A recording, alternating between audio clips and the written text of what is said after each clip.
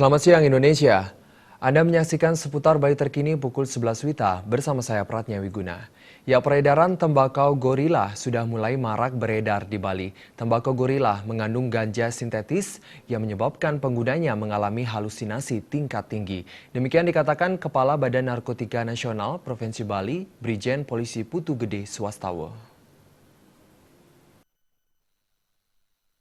Peredaran tembakau gorila di Bali sejauh ini cukup marak, terbukti dari beberapa kasus penangkapan pengedar tembakau gorila, salah satunya yang diungkap Polres Badung Kamis kemarin. Menurut Kepala BNN Provinsi Bali, Brigjen Polisi Putu Gede Swastawa, tembakau gorila mengandung ganja sintetis atau amfubinaka yang mengakibatkan penggunanya mengalami halusinasi tingkat tinggi.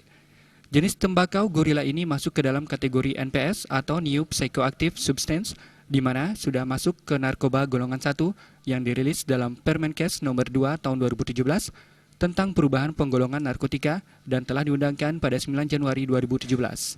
Ganja gorila itu termasuk NPS, New Psychoactive Substance. Jadi dia adalah jenis baru, turunan dari ganja, lebih tinggi dampak efek sampingnya. Nah, itu menjadi perhatian kita.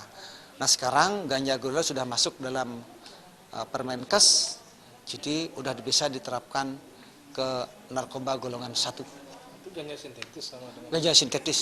Turunan dari ganja-ganja yang ada menjadi sintetis dia. berarti Lebih berbahaya dari ganja yang ada secara umumnya. Itu yang harus diwaspadai juga.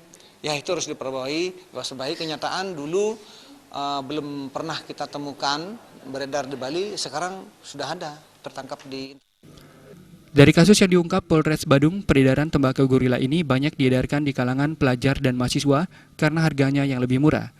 Brigjen Polisi Putu Gede Swastawa menambahkan, karena sudah masuk Permenkes nomor 2 tahun 2017, berarti pengedar dan pengguna narkoba jenis ganja gorila bisa diproses hukum karena sudah ada dasar hukumnya.